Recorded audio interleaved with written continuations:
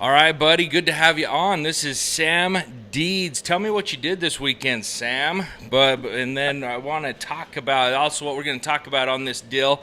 What you did this weekend. I want to talk a bit about your Alive Day. I know that that's a big topic. You were combat wounded. We're going to talk about your the story that you did in my book that I covered in my book. I want to talk about the organizations that you work with. Like every weekend, I see you out at NASCAR events, at inauguration for the President of the United States, and all kinds of cool stuff. You're always involved in all kinds of stuff, and it's all because of your contributions to veterans and the work that you do there. So you've got a lot of great things to share. And let's start with what you this weekend, man. How was your weekend? Kind of a busy weekend. It wasn't too awful bad. Saturday, I work with an organization called Racing for Vets. It was started right here in Cincinnati, and now we have two chapters, one here in Cincinnati and one in Tampa. And the Cincinnati chapter is go-karts. We have a 14 race points outdoor season that will start mid-April, and we go all the way to October. But once a month, we host the Joseph House, which is a homeless veterans home in Hamilton, Butler County over there in Ohio. And then the VA, the Cincinnati VA has a dormitory where they bring in guys and girls with post-traumatic stress, traumatic brain injury, military sexual trauma, and their inpatient care, just to get them out of the dorm, we'll bring them over as well. And then any veteran that's in the greater Cincinnati area that wants to come race can come race, and it's 2 hours of free racing. We have two tracks. One's kind of a speed track, adrenaline, and then we have more technical track, which is rush, more of like a road course than anything. And then sometimes we open it up and to the big track and it becomes adrenaline rush. But our carts are gas-powered, 40, 45-mile-an-hour carts that are indoor. After that, I took off and went about 10 minutes north, and we had a road dedication for a fallen service member who was killed during a skydive demonstration up in Chicago. And the people of his community, they dedicated the road behind the high school he graduated to, so we jumped into that.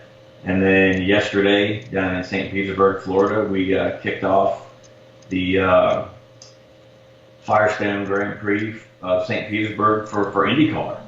So it's been a very busy weekend for me and for the team. I work with a professional skydive team most of the year, and then I'm a full-time father and domesticated house husband the rest of the time.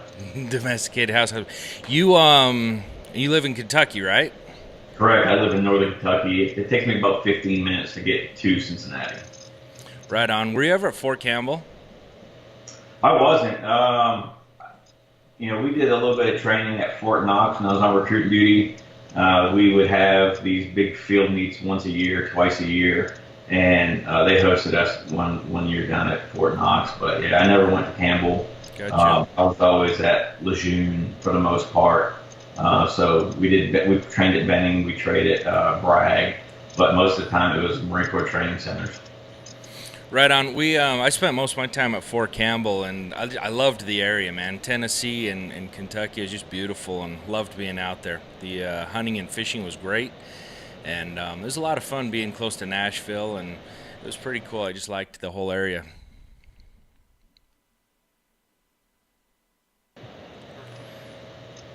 All right, cool. So, lost you there for a second. You hear me all right? Yeah, I got you. Okay, cool. So, let's see. Wife, kids? Yeah, wife of going on 14 years, 16 years, I don't know, something like that. Somewhere in that range? Yeah, somewhere there. It's been a long road. I mean, being injured and everything I've gone through, and we'll dive into that a little bit here. And then two kids that are 11 and 7, both boys, both crazy, act like their dad. What kind of stuff they like to do? Oh man, everything. Right now it's that Fortnite or Minecraft, or whatever the popular game is on the Xbox and the PS4. But they like being outdoors. They like playing with Nerf guns. They baseball, soccer. Getting to hang out with me when I'm hosting vets at the track or doing skydive demonstrations. Yeah, that's really cool that you can take them on that stuff. So the first time I met you was we were in Texas, and I was out there at that. It was Show of Support veteran event, and you guys came jumping in with your team Fast Tracks. Great big flag. This thing's huge. Guy jumps out of the sky and spreads this thing out. It was just monstrous, and you really can't. It's just something you have to experience. I can't describe it. It was like amazing. And then I know that there's a lot much more too. Not only is it a cool flag, but there's a ton of technicalities behind making that work. I mean, it's heavy, it's huge, and getting the winds right and everything else. I mean, it was an amazing display. And I gained a ton of respect for what you guys were doing then, and then that's when we first met up. But tell me, so we'll talk more about the organization that you do that with later. But just talk about that. I was fascinated with the details that goes into that. So you go around to these events, and you guys jump in, usually with a flag, and I mean that gets you into NFL and NASCAR and all kinds of different events that you guys do this at. I mean, you guys get a lot of exposure. But what a cool thing to jump in with this giant flag. But talk about that. Talk about doing the event with the flag. What goes into that? A lot. We have to get permission from the landowner to land on their property. Then we have to make sure we're cleared through the FAA, for airspace. And right there when we were in Texas, it was right beside the airport. So, diverting aircraft, even if it's just moving them a couple thousand feet, takes a lot of time and effort on their part. And then it's coordinating an aircraft for the demonstrators to jump out of, and then getting to point A and B, whether we're taking our own aircraft or we're flying commercially. But then we're taking the ground safety kit, which is, the panels, the wind blade. We're taking the rig, the parachute, the flag, the weight for the flag. And the flag that we jumped out there was one of our smaller flags, if you will. Wow. It's 2,000 square feet. And on the bottom of that is a 36 pound weight.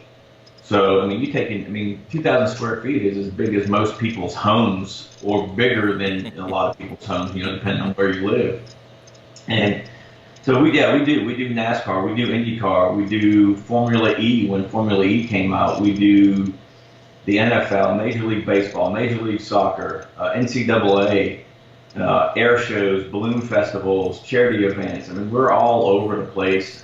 We've been 2 years ago. We went to China and performed in Yanxi, China, which is Mongolian desert, middle of China, for their government at one of their air shows.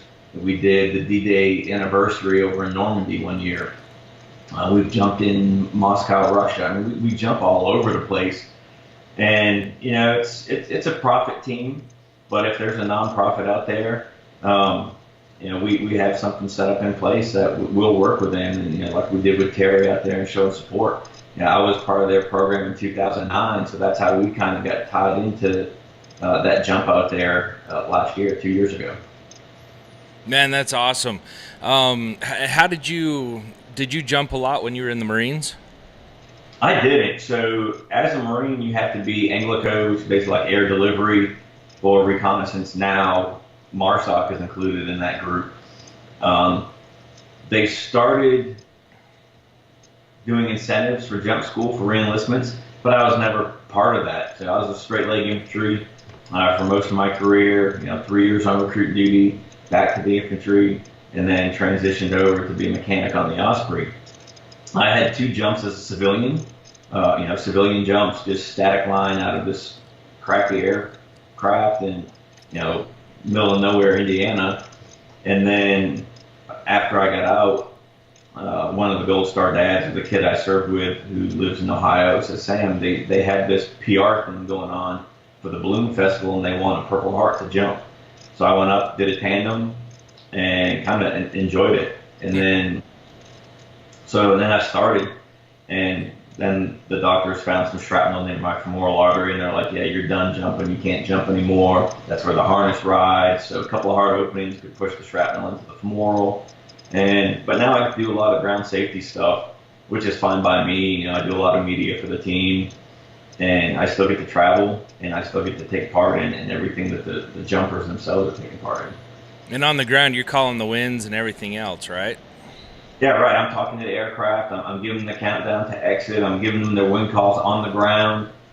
We have these things called WDIs. It's basically crate paper with a rod through it, and it's to simulate the weight of the skydiver, the flag with their canopy is this, crate paper. So they'll drop it over the drop zone, see how far it travels, and then they'll offset that, and that's where they'll get out at, and then work back to where their drop zone actually is.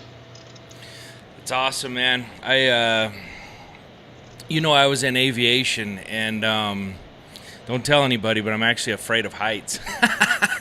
That's got guys on the team that are scared of heights. Matter of fact, the guy that jumped out in Texas is scared of heights. He won't go above the second rung on a ladder. But yeah, he's jumping, 2,500 feet to 13,000 feet above the earth. Go figure. Yeah,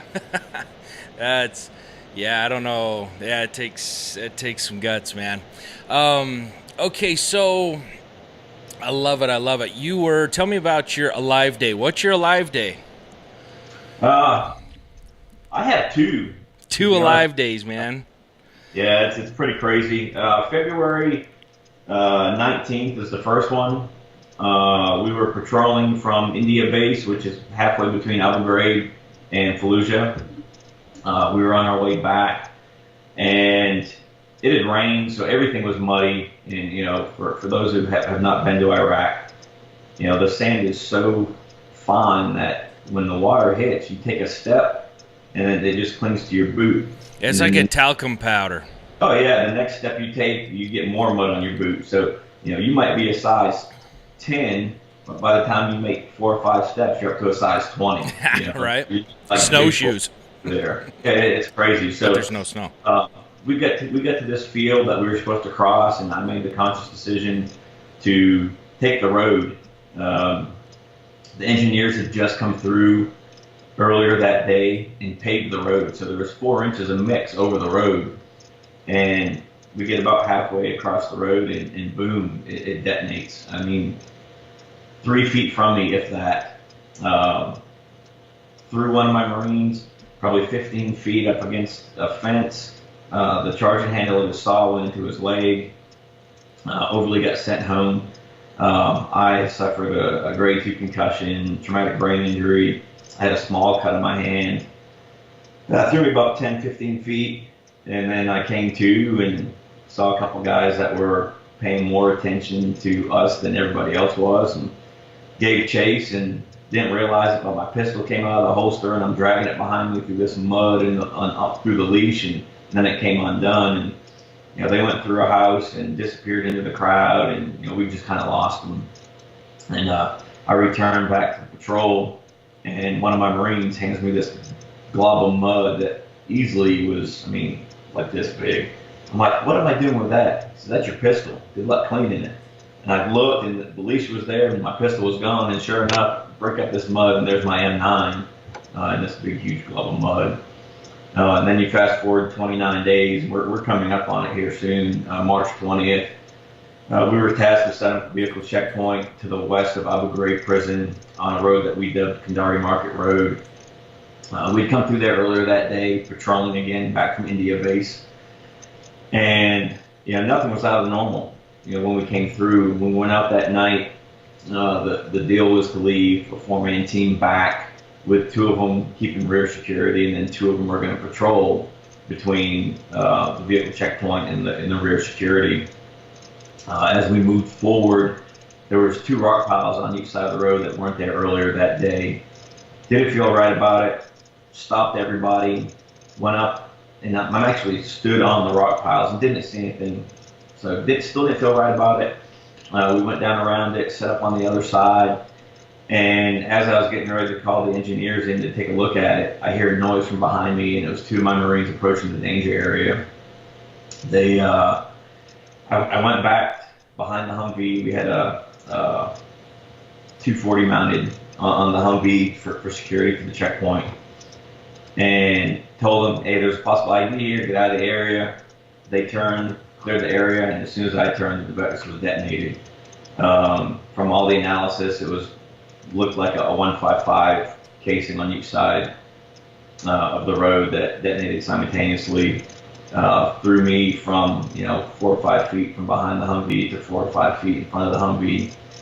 Suffered a 1/3 open tibia fracture, two broken metacarpals in my left hand, shrapnel in my left hand, my lower left thigh, upper left thigh, right hand, my right groin. And when it went in my groin and it hit the muscle, the piece of shrapnel broke and basically parallels the femoral like this, so that it's kind of close.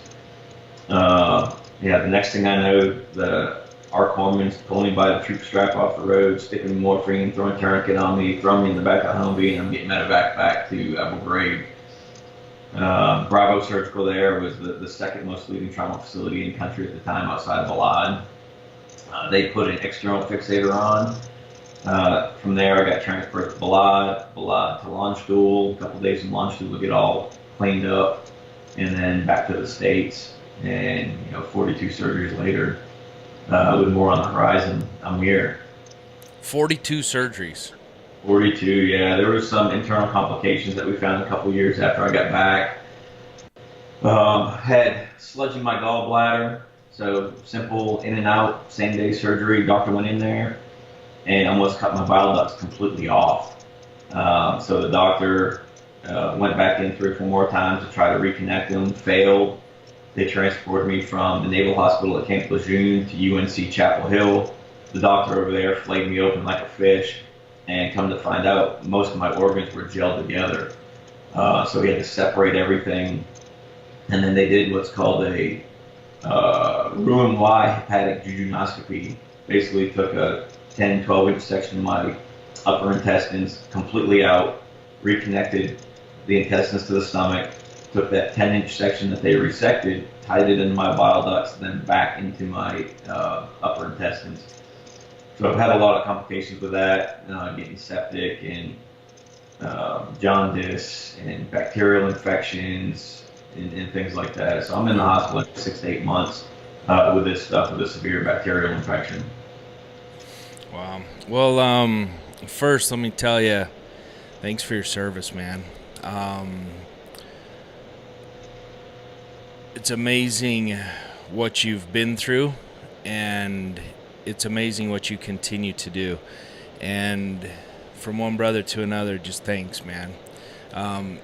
It's my belief that every veteran ought to and deserves to live the freedoms that you fought for. And one thing that I admire about you so much is there's no question that you fought for the freedoms of a lot of Americans, for all Americans.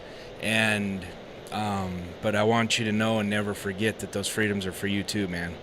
And for you to, after all that you've been through, to pick up and to drive on back home with a family, and then making a difference in the lives of others around you, and not just anybody, but you're out there still doing it for veterans, man. You're involved in you're on the board of 4 different organizations, and you do so much, man. You just keep serving, and man, you're the real deal, man.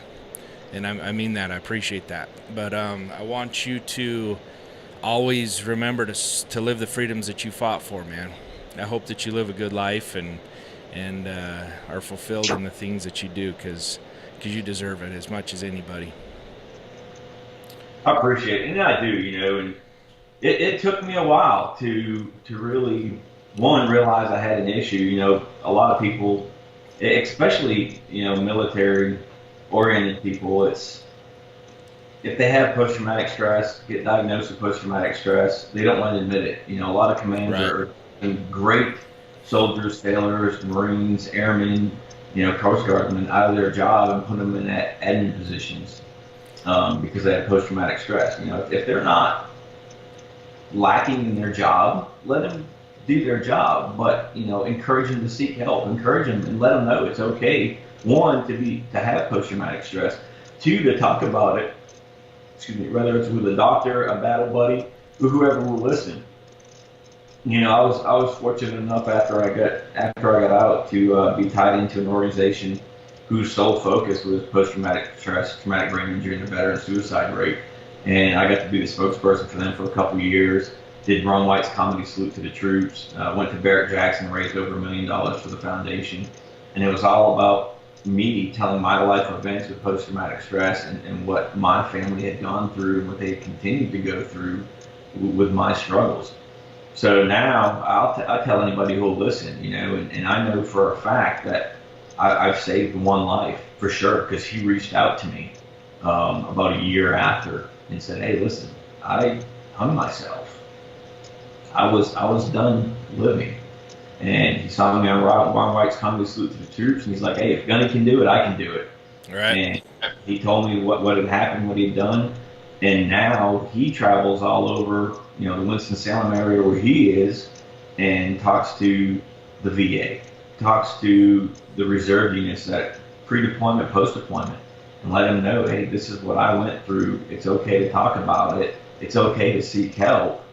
And don't live with the demons. You got to get them out. And so one way for me is helping other veterans. Not everybody who goes to war is a Purple Heart recipient, but I truly feel that everybody who sees the rigors of combat has some form of post-traumatic stress. Absolutely. And that's one of them injuries that there's no diagnosis for. I mean, they can't treat it. You and I can be involved in the same IED blast, and the orthopedic surgeon can put us back together the same exact way, But when it comes to the squash, everybody's different. Everybody handles it differently, and everybody needs to be treated differently. Not treated like a 5-year-old, but treated as an individual, because you may process it as me telling my life events may affect you, but it doesn't affect the next guy, or a smell or a taste or you see something that reminds you of it. So you need to be treated for what your symptoms are. And there's 6 different categories of post-traumatic stress, and unfortunately I fall into mid to high in every single one of those categories. And the Cincinnati VA here is amazing. They've been top 5 since I was retired in 2011 in mental care. They've been top 3 for medical care. So I'm very, very fortunate to live where I do and to have the help that I've gotten, not only through the VA, but the support of my wife, the support of my kids, the organizations that they let me be part of, and they let me represent them on a weekly, daily, monthly, yearly basis, and the continued support I get from them. And we bring in, through the skydive team, one of our organizations is Blue Skies for the Good Guys and Gals Warrior Foundation. And we bring in 20 to 30 Purple Heart recipients, 8 to 10 Gold Star families. And I say Purple Heart recipients, but some of those guys and girls we bring in are guys and girls that are suffering with post-traumatic stress and just need a break from their everyday lives.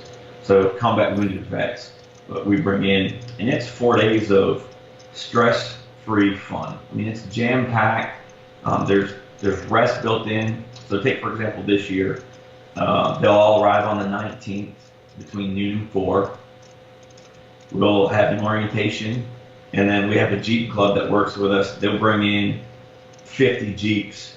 We'll all load up in the Jeeps, and the state police, the county sheriffs, the local police will shut down the highway for 20 miles. Wow. That's from the hotel to go-karting. We've got 3 hours of go-karting. It's basically as soon as they come in.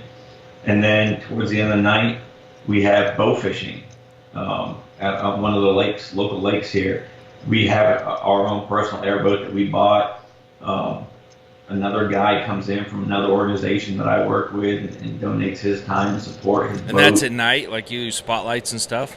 Yeah, we have big LED lights on the side of our airboat. I love it. The guy that comes in for walleyes for Wounded Heroes goes and rigs and puts lights on his boat that he usually fishes on Lake Erie with, just so guys and girls can go bow fishing.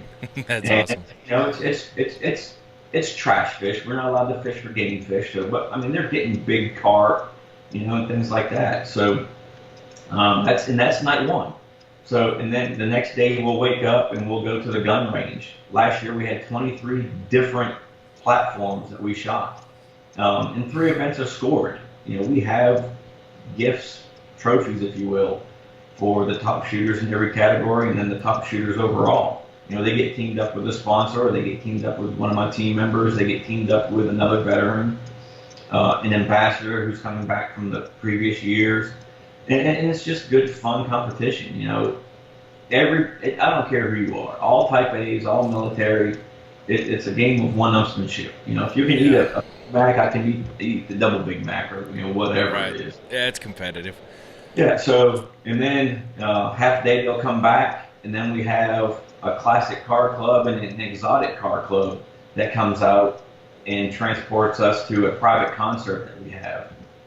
And we've had Lone Star, we've had Aaron Tippin, we've had Alexis Gomez, who was on she was on American Idol.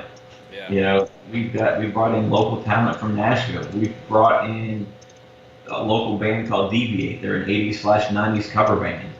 And at the concert we have all these rock crawlers that are taking the families and the combat wounded veterans and our sponsors for rides in these 800 horsepower machines, and they're digging up this dude's farm. And he's like, "Yeah, man, I love it. It's for you. Enjoy." And then bow fishing again that night. The next day they'll get up and we bring in 10 aircraft. The newest aircraft we bring in is basically like one of them scenic helicopters you can take out in Vegas or the Grand Canyon or wherever. But the next newest aircraft is a Vietnam era Huey that Bruce Crandall flew. And then all the way back to a biplane that still has the wooden ribs and canvas wrap. They do skydiving.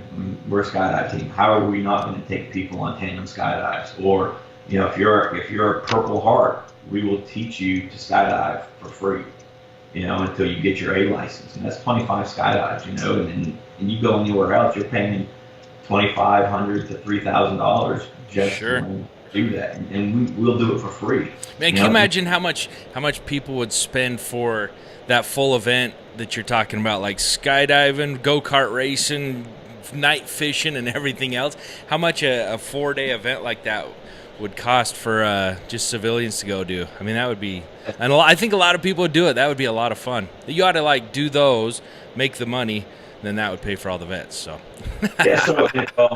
and then we have a VIP dinner, and then we do it in conjunction with the Ohio Balloon Challenge, which is, I think, the second largest balloon festival in the state of Ohio. And we take every single one of those people that we're bringing in over to the main stage and honor them, call them out one by one, present them with a token of our appreciation. And last year there was 42,000 people that had come through the gates prior to us doing that. So you're getting 40 people, 40 families, 40 veterans who are being honored like they've never been honored before. Oh, that's amazing. In front of people they don't even know. And everybody stops everything and listens to what we're doing and listens to what we have going on. And then we kick off, we end the event with this huge skydive / fireworks celebration. And the team jumps into every single event that we do. We'll jump into the Balloon Festival probably 8 times throughout the weekend. We'll jump into the go-kart track, in the grass area outside their building. We'll jump into, the front lawn of the hotel we're staying at. We'll jump into, oh my goodness, everywhere. The concert, just before the VIP dinner. So, we're very active, and us, as far as an organization, every single penny that we bring in goes into our event. Whether it's to pay for the meals, the hotel, the travel, bringing in the aircraft. I mean, that stuff gets expensive. So, and unlike a lot of people, our sponsors are allowed to be involved. So depending on your level of sponsorship, you can send 4 people out for the concert. You can send 4 people to go-kart race. You can send 2 people to do a tandem skydive. Well, I think that's awesome because a lot of people, I've seen a lot of good citizens who are patriotic at heart and they want to give back to their country. And it's one thing to write a check, and that's a lot of support. But it's a great way to support. But to get involved and to meet soldiers and to get to know them, to get to build relationships. I've met some great citizens that have done that, who have reached out to support me as a veteran, and we've built lifetime relationships. Some of my best friends because of it. and they were just people who wanted to give back. And so I wouldn't have that if they were just writing checks. And so they do want to come out and be involved. And so I think that's great that you provide a way for them to do that. Not only to just give some money, but to come out and be involved. And because at some level, there's much more for them than to just write a check as well. Right, and they get to be part of the healing process for these veterans that are coming in for the first time. They get to see the continued healing process for the ambassadors that we bring in from the previous years, and they make friendships and they stay in contact. And I call it, you don't just make a blind donation. When you donate to, we'll just say like the American Legion or the VFW or whoever, right, you really know where your money's going. Right. And when you donate to us, you get the opportunity to come in to see where your money's going. You get the opportunity to come and see the veterans and the Gold Star families, and the healing that takes place there is something that was extremely unexpected for us. We were kind of hesitant at first because, the Gold Star families, their loved ones no longer there. Sure. They're living their lives without them. So do we bring them in with these Purple Hearts? That yes, they were injured, but they're still here. And what we found is it's even more healing to have the Gold Stars with Purple Hearts that served with their loved ones. And just because they get to hear stories that they didn't know about, good or bad.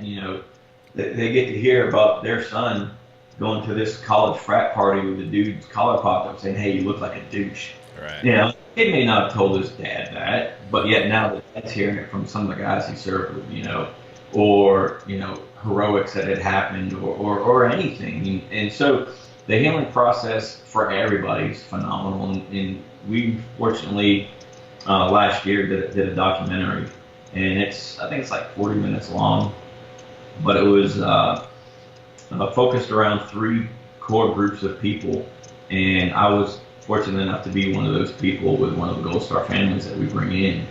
I picked their son up from the School of Infantry, deployed him to Haiti with me, and we went our separate ways. And I got injured March 20th, got sent home, and he was killed on May 9th of that same year. John and I, the dad, we didn't reconnect until probably 2009, 2010. And now we're great friends. I go to his house for the UFC all the time. We both sit on the board for Blue Skies. So we get to see each other a lot. He'll reach out to me, ask me how I'm doing. Same thing with me to him and his wife. So, and it's just the healing that takes place is phenomenal. And our sponsors get to see that. They get to be part of that. And I think that's why we have the continued sponsorship that we do from who we get it from. Yeah. I think one thing that's central to all of that is I think there's a little person in all of us that wants to know that you've made a difference and that you matter. And, for veterans, I fully believe that the longer you're out of the service, you start to wonder, did my service matter? At some point, you start to question that. And then also, at some point, you start to wonder, do I matter now?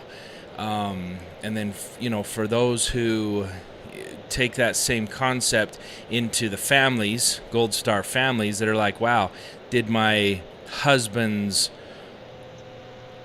death and service matter? And did my dad's death and service, or my son, daughter, whoever it was, to the family members? They start to wonder, does anybody remember, did it matter?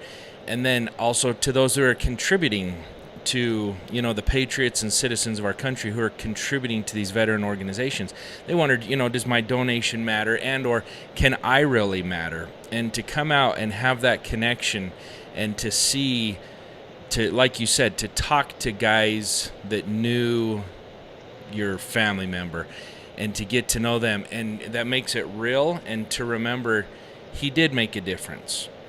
And these are people that I can see he made a difference in their lives, and they can tell me stories that he did make a difference. And then to remember those families and for them to know, hey, we've made a sacrifice that did make a difference and that we still matter. And then for the supporters that come out to see and to be there and to see the effects of their service and to see, wow, we are making a difference now. I mean, that's, at the end of the day, I think that's what it's all about. And that's part of what our freedoms are, you know. That's why we have the freedoms that we have to live life, and in the end, to know that we make a difference for our country and for others. Okay, so you've highlighted Team Fast Tracks, you've highlighted Blue Skies, and I know you're involved in a couple other organizations. Cover those briefly, and then I want to talk about cover those briefly of what the organizations do, and then I want to talk to you about being on the board of all of those, and just from the board perspective. Yeah, no problem. So, Skills in Demand USA, we rebranded to Hero Hope, and through Hero Hope, we have the Medal of Hope Society and the Good Deeds Flag Foundation. And what Skills in Demand is business software that can help military members and family members transitioning out of the military develop skills that they don't necessarily receive. So, Microsoft Word, PowerPoint, Excel, things like that. Things moving into corporate America that you need to help become more successful. And then Hero Hope, the Medal of Hope Society, what we do is honor civilians who have made major impacts in military lives. Now, this past year, we honored Gary Sinise, Mayor Giuliani, Bob Woodruff, and President Trump were and that's our first round of nominees and people that got selected for us to honor. And then the Good Deeds Flag Foundation actually was started with me. A couple years ago, I had my flagpole just snapped in half. And we partnered with a national flag company here in Cincinnati. And I have a commercial grade residential flagpole in my yard. And I've taken the flags down once. And the pole is still true as can be from day one they put it in. And we're trying to get at least one flag in every state. But of course, it's all fun driven. Now, Walleyes for Wounded Heroes, what they do is every summer they take 100-ish Purple Heart recipients, combat wounded veterans, post-traumatic stress, and injured in the line of duty first responders fishing on Lake Erie for walleye. You as the veteran or as the first responder need to pay to get there, but once you're there, lodging, food, your charter, everything's covered except for your fishing license. You have to pay for that. And it's 4 days of fishing on Lake Erie, and you're catching monster walleye. And everybody who wants to leave with fish leaves with fish. And then they have an October event. They used to do it around Veterans Day, but there's so many other things going on that a lot of veterans don't want to show up because they're part of their Legion, their AMVETS, their VFW, or whatever organization they're part of that's doing something. So they moved it back to October, and their October event's open to any veteran, anybody that served. And they take 25 guys, girls, again, fishing on Erie. So I've got to be part of that the past few years, and of course, being part of the skydive team, I get to tie myself into that too. And, as long as they want the skydive team, they're gonna have to put up with me. So, and that time's for me. I don't just do all year for I do. The majority of the year I do for other veterans, and that I take that 2 weeks, to go up and go fishing and just be on the inland waters of Lake Erie and just be at peace with me. Good. I recharge myself. I think that's How many days a year do you spend out on the road doing this stuff? Oh man, so our season this year for the skydive team, we started mid-January. We had an individual reach out to us. There's a kid who is going through his third round of treatment for brain cancer. He's in the JROTC unit at his local high school. He's the color sergeant for the JROTC. He's one of the drill masters for his unit. So, and he's still going and plugging away, and they asked us to do a skydive.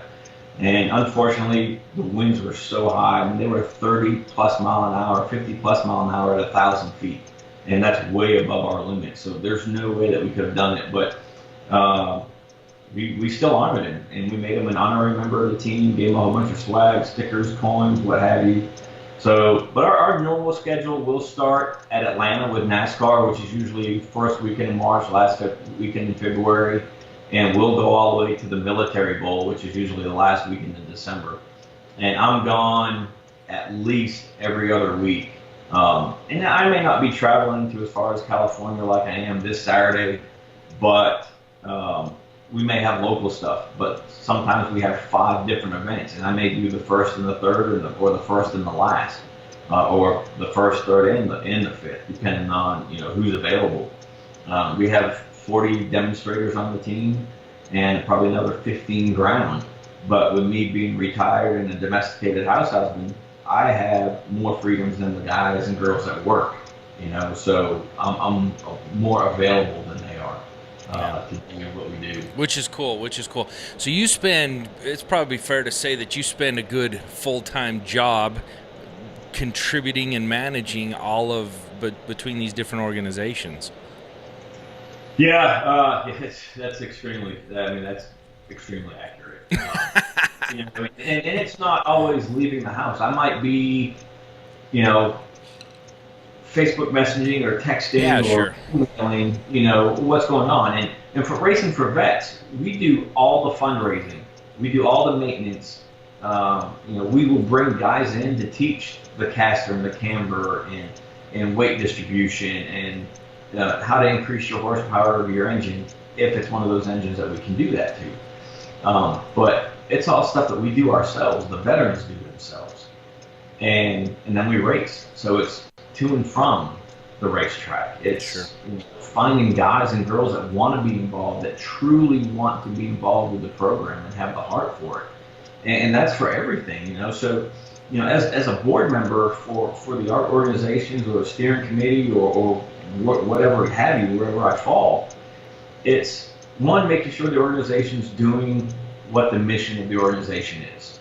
Okay. That we're not going too far to the left or too far to the right. We're trying to stay that straight and narrow path across Texas. You know what I'm talking about. Yeah.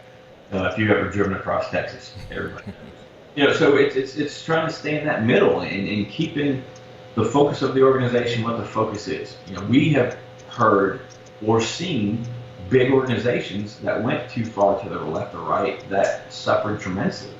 And you don't want any of our organizations to do that. It's, some of them are voting positions. Some of them are not. Some of them you're just the voice and saying, hey, we need to get back on track. But it's looking at the applications that are coming in. It's doing the research to see, what do they do on Facebook? Is every other thing, bashing somebody? Is everything, too far to the right, too far to the left? Because when they come in, yes, they're representing themselves, but they're still representing their service. They're representing their family. Sure. And then when they leave with Team Fast Track stuff, with Blue Sky stuff, Racing for Vets, Walleyes for Wounded Heroes. They leave with that stuff. So now they're wearing our stuff on public, and they're representing our brand. Right.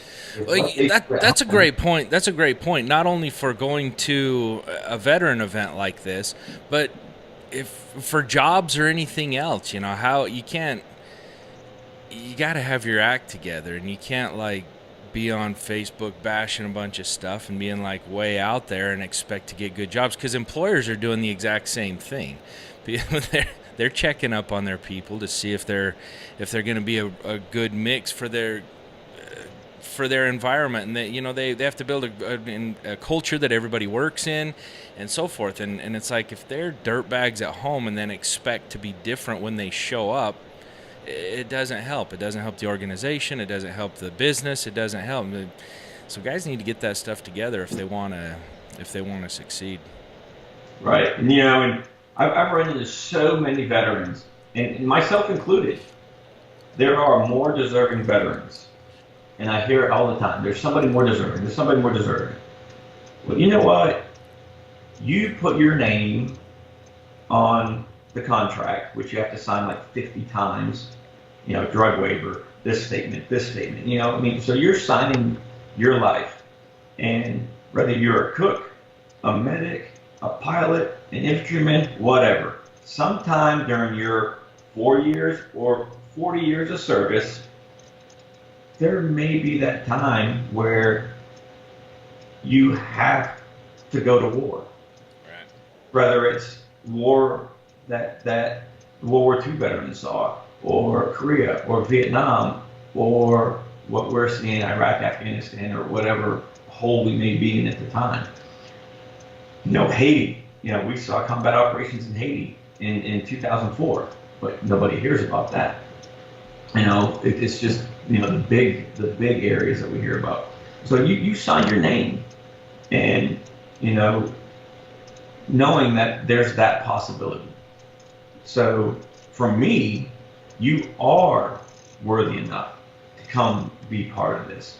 And there's organizations all over the United States. And it's not just about Purple Hearts. It's not just about the Gold Stars. There's organizations, Montana Warriors on the Water. They fly in veterans that just want a break. And they go fishing up on Fort Peck Lake up in Montana, the most beautiful country that I've ever seen. And there's a reason they call it the Big Sky, Montana, because it looks like it's right here. And, you're out on the lake fishing. And every day they put you with a different boat captain. So you're getting to know the people that are volunteering for their event. They get to know you. It may have been last year or the year before. I was kind of fed up with Facebook, all the negativity. And I'm like, I'm done with Facebook. All right. And this one lady says, Sam, no, I won't know what you're doing. I won't know where you're going or what impact you're having on people. And because of her, who I met in Montana, I kept my Facebook open and continued to post to it. And I forget, I'm from Maine originally. That's where all of my family lives. And they live through me on Facebook, seeing what I'm doing or how I'm impacting people. I wasn't the best student in school. I got suspended. I got in fights. My grades were terrible. What? The grades were good is when it came time for basketball season or my senior year when I played soccer during that time. So my first and second quarter into my third quarter in high school, senior year, were amazing because it was soccer right into basketball. But, the things that I've done, and I try to tell people, you can be the star running back or the quarterback or the prom king, prom queen of your high school. Is that what you want your legacy to be? No. You are 16, 17, 18, 19 years old. You still have 70, 80 years in front of you. Let those years be your legacy. Let your after high school years be your legacy. I've got my kids who, one of the friends is like, Micah, what happened to your dad's leg? He was blown up. Like it's nothing, but he has lived with it his entire life. But he has seen, let me see if I can get this to turn here. Having naming rights to the Brickyard 400, being inducted into a Hall of Fame in Texas, being inducted to the Kentucky Veterans Hall of Fame, yeah. They've got to be there for that. And that's all stuff post-high school. Most of it's post-military. Kentucky Veterans Hall of Fame focuses on your after-military life and what you do in your community and how you're helping other veterans in your community. So it's those moments that you want your legacy to be. And, I'm 40 years old. And my legacy is still going. Who knows? I may die today after I get off here with you. But I may die 40 years from now. And am I still going to be helping veterans? You're darn right I'm still going to be helping veterans. Am I still going to be reaching out to Gold Star families? Yes, I am. Because just in Cincinnati alone, there are 73 families who lost loved ones during Iraq and Afghanistan. That's just the greater Cincinnati area. I'm not even up into Dayton or Lexington yet. And we want. There we go. Sorry about that, lost connection, man. No. I think it was on my end too. I was froze up on this side. All right, so yeah, man. Truly, I mean, you nailed it. A lot of guys, I was stuck there for a while, for sure, after I got out of the military. And it's like, military was such a big deal, and I was, I had direction when I was in the military. I knew who I was. I knew what I was supposed to do, and that kind of stuff. And after I got out of the military, it's like, have I had the best run of my life? Because I wasn't performing at the level I knew I was capable of. And I knew I was underachieving after I got out of the military. And I was doing some good stuff, but it wasn't at the level that I knew I was capable of. And I think a lot of guys get stuck there. And you've done a great job of highlighting that you do have to continue on. You can find so many ways to build yourself a legacy, and this goes to the interview that we did together, and I included it in my book on identity, and we covered your story from Iraq and how you were a recruiter, and all at once your unit gets deployment orders and you get thrown into the mix because command gets moved around. This commander goes there, the platoon sergeant goes there, and all at once, dude, you're the man. All at once, you're the platoon sergeant over a dozen guys or however many it is. You get thrown into the action, and it's like, well, I haven't gone through all of those schools that they went through. I haven't done this. I haven't done that. I haven't fully prepared. But what I loved about your story was, at the end of the day, I knew I was a Marine, and I knew how to lead guys. Show me where to go and let's go do it, so that's why I covered that story. But I absolutely love it. But yeah, it's the same thing in the military. You knew what you were, you just do it. You don't always have all the answers, but let's just go make it happen. And same thing after you get out of the military. It's like knowing who you are and knowing that you're capable of stepping up and doing all kinds of stuff. One of my favorite quotes is, I don't need permission to step up and do good. And I think a lot of times we're waiting for somebody to say, hey, dummy, let's go make a difference, and waiting for permission. But if you can just kind of snap out of that and say, you know what, I'm going to go make a difference, whether it's for veterans or there's so many different ways. And at the end of the day, you find yourself impacting lives and making a difference, and it's awesome. It's awesome. Yeah, I think the simplest that was ever put to me and what opened me up is I was going through an event with an organization, and they asked a question, and this guy says, you know what, my greatest therapy is two-wheel therapy. I just looked at him like, what? He says, when it's me on a motorcycle with my thoughts. And he goes, you know what? He goes, what's your two-wheel therapy? Never thought of it. My two-wheel therapy is helping veterans, helping them find direction, letting them understand that they're important. So I think my biggest thing is, what's your therapy? What's your two-wheel therapy? Find your two-wheel therapy. I love it, man. I love it. It's all along the lines of mine is high-value targets. Like, what's your high-value target? What are you going after?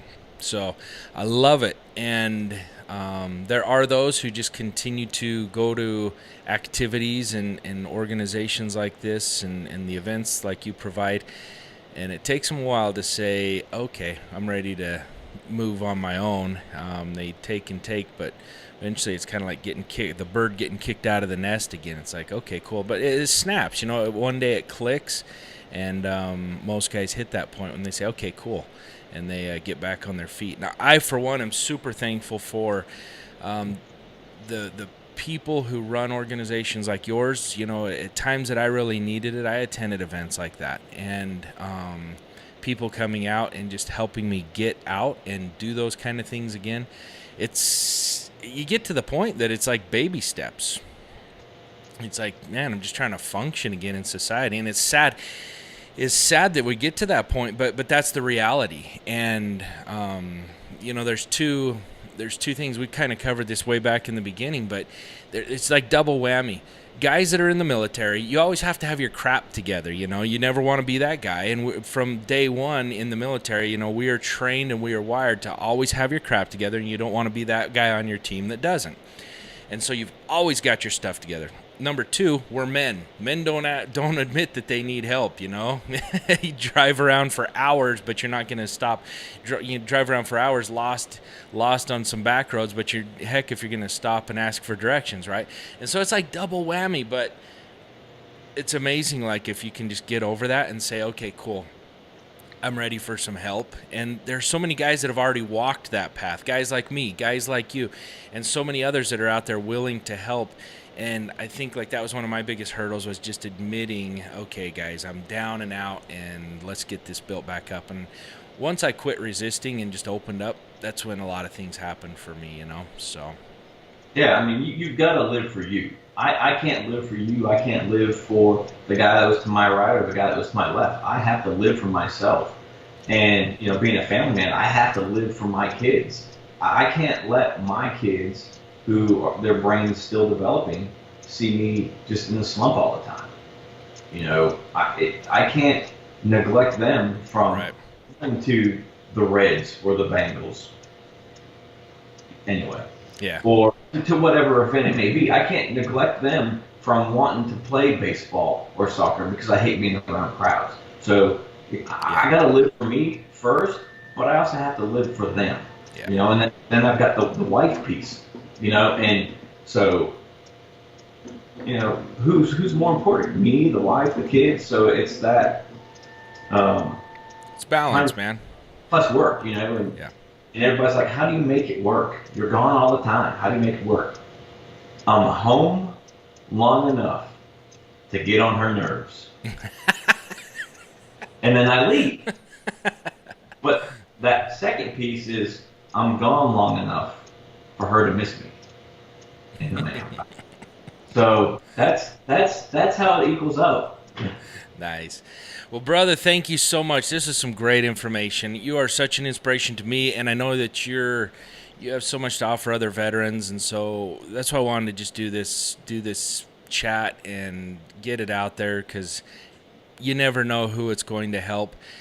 And you've shared so much, you give so much, and live your freedoms, man. And to anybody else that's out there that sees this, live your freedoms. You fought for it, you deserve it.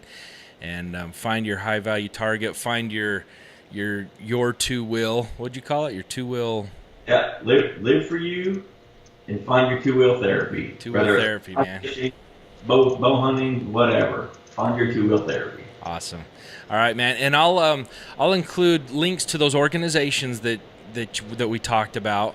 It sounds like there's so many opportunities for veterans that want to get out, for people that want to help contribute and or come volunteer or contribute and donate. You're involved in a lot of different organizations and connected. And so I'll just put your information and people can connect with you and for whatever level that they want to get involved. And I know you can steer them in the right direction. True? Yeah, I mean, and there's still, like I said, there's the Montana Warriors on the Waters. There's Terry with Shore Support. Sure. There's so many of the Terrys out there, right, that just want to help, right, but don't know how to reach out to the veterans. So it's up to the guys, girls that have been through the program to steer them in those directions. And that's what I do. If I truly feel that the organization is making an impact on the veterans' lives and not their pocket, you've got my support to the day I die. But once you start patting your pocket is when you lose me. And I'll let the world know, listen, don't do it. Right. So. All right, buddy. Thanks for being on. Take care, and we'll catch you down the road. Yeah, Nick, thank you. All right. See if we can get you out here and do some skydiving.